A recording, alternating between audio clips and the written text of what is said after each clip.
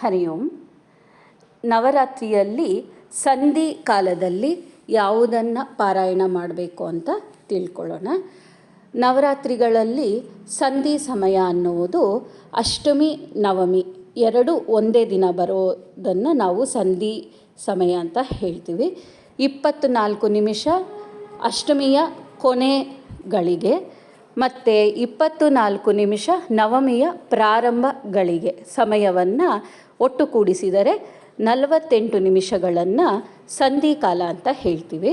ಈ ಸಂಧಿಕಾಲದಲ್ಲಿ ನಾವು ದುರ್ಗಾ ಉಪಾಸನೆ ಮಾಡಿದ್ರೆ ತುಂಬ ಶ್ರೇಷ್ಠ.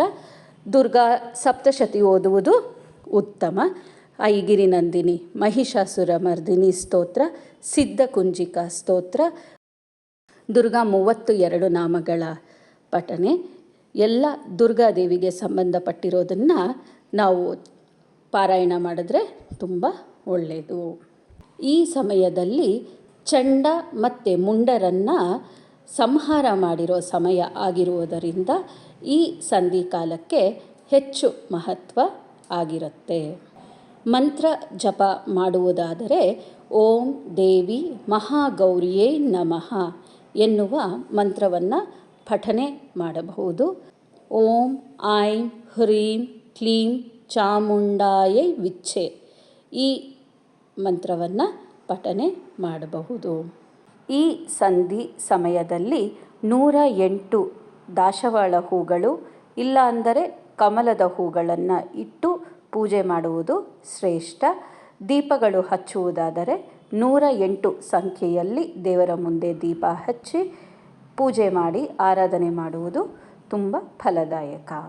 ದುರ್ಗಾ ಚಾಲೀಸ, ದುರ್ಗಾ ಸಪ್ತಶತಿ ಓದುವುದು ತುಂಬ ಒಳ್ಳೆಯದು ಈ ಸಂಧಿ ಮುಹೂರ್ತದಲ್ಲಿ. ಹರಿ ಓಂ. ವರ್ಷದಲ್ಲಿ 4 ನವರಾತ್ರಿಗಳು ಬರುತ್ತೆ.